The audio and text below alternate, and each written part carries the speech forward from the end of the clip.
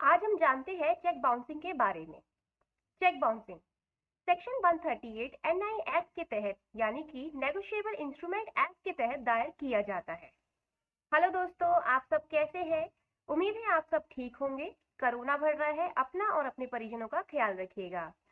तो दोस्तों, आज हम बात करेंगे चेक बाउंसिंग के बारे में। चेक बाउंसिंग बहुत बड़ी समस्या बन चुका है आज के समय पे। तो आज हम जानते हैं कि अगर चेक बाउंस हो जाए तो हमें क्या क्या उपाय करने चाहिए।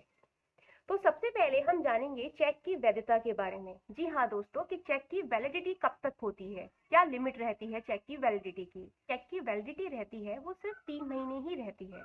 जी हाँ दोस्तों, अगर हम चेक को 3 महीने के अंदर अंदर डिपॉजिट नहीं करते हैं और 3 महीने के बाद अगर बैंक में लगाते हैं तो उस चेक की वैल्यू कुछ भी नहीं रहती, वो सिर्फ एक कागज का टुकड़ा ही रह जाता है।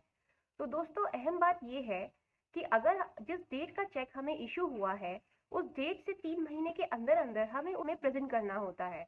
और अगर हम उसे 3 महीने के अंदर प्रेजेंट नहीं कर पाते हैं तो वो चेक की वैल्यू बिल्कुल खत्म हो जाती है, यानी सिर्फ वो एक कागज का टुकड़ा रह जाता है।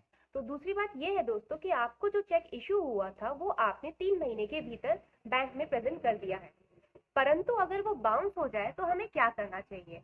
तो इसके लिए हमें कुछ बातों का ध्यान में रखना बहुत जरूरी है।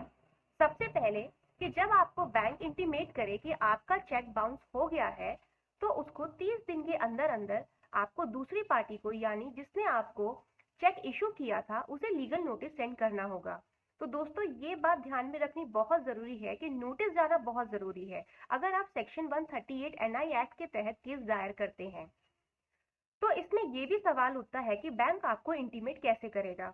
बैंक आपको चेक बाउंस के साथ एक डिसऑनर स्लिप या मेमो स्लिप देगा जिसमें चेक बाउंस होने का कारण लिखा होगा। ये कारण जैसे कि insufficiency of fund. Insufficiency of fund मतलब कि उसके खाते में उतने पैसे ही नहीं है जितने का उसने चेक दिया है।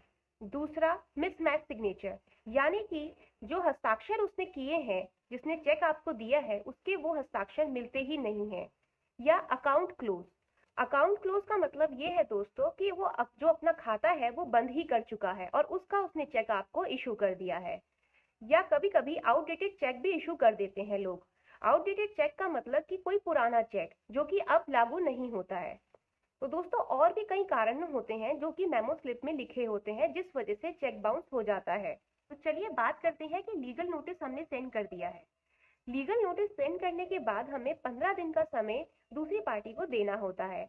दूसरी पार्टी यानी कि जिसने हमें चेक इशू किया है उसे हमें 15 दिन का समय देना होता है कि वो चेक की धनराशि हमें 15 दिन के भीतर चुका सके। अगर दोस्तों वो 15 दिन के भीतर धनराशि चुका देती है तो वो मामला वहीं खत्म हो जाता है। और अगर वो 15 दिन के अंदर भी धनराशि हमें नहीं चुका पाती है तब हमें 30 दिन का समय फिर और मिलता है सेक्शन 138 एनआई एक्ट के अंदर कंप्लेन दायर करने के लिए। तो दोस्तों, इसे हम फिर से समझते हैं कि लीगल नोटिस सेंड करने के लिए हमें 30 दिन का वक्त मिलता है और जब दूसरी पार्टी को लीगल नोटिस रिसीव हो जाता है तो हमें 15 दिन के लिए वेट करना होता है। और 15 दिन खत्म हो जाने के बाद ही हमें 30 दिन का समय फिर से मिलता है और उस 30 दिन के भीतर ही हमें सेक्शन 138 एनआई एक्ट के तहत केस दायर करना होता है। तो दोस्तों, हमें ये भी ध्यान में रखना होता है कि लीगल नोटिस भेजने के लिए कोई भी प्रिस्क्राइब मेथड नहीं है, यानी कि आपको कोई भी वकील करने की कोई आवश्यकता नहीं है। लीगल नोटिस आप खुद से ही आसान सी भाषा में लिख के भेज सकते हैं। और लीगल नोटिस दूसरी पार्टी को रिसीव हुआ है या नहीं हुआ है इसके लिए आप ऑनलाइन जाके ट्रैक ऑर्डर चेक कर सकते हैं। उसमें डिलीवरी स्टेटस लिखा होगा या पेंडिंग होगा या डिलीवर्ड होगा। तो दोस्तों, अब सारी बातें हो गई कि आपने चेक आपका बाउंस हो गया है, आपने लीगल नोटिस भेज दिया है, केस आपका तैयार हो गया है। अब हम केस कहाँ डालें, केस किस कोर्ट में डाला जाएगा। तो दोस्तों, अ, ऐसे केसेस हमारे जुडिशियल मैजिस्ट्रेट यानी जेएम के यहाँ दायर किए जाते हैं, या अगर दिल्ली जैसे शहरों की बात की जाए वहाँ पे एमएम की कोर्ट में डाले जाते हैं। और दोस्तों, इसमें हम अगर पनिशमेंट की बात करें, ऐसे केसेस में ज़्यादा से ज़्यादा 2 साल तक की पनिशमेंट होती है और फाइन, या कभी कभी दोनों भी होते हैं। दोस्तों, सबसे अहम बात ध्यान में रखनी ये बहुत ज़रूरी है कि सेक्शन 138 के केसेस हमेशा एक क्रिमिनल कंप्लेंट के रूप में ही दायर किए जाते हैं जिसमें बेलेबल और नॉन बेलेबल वारंट भी इशू होते हैं। तो चेक लेते हुए और चेक देते हुए हमेशा सावधानी बरतें और हमेशा सचेत रहें।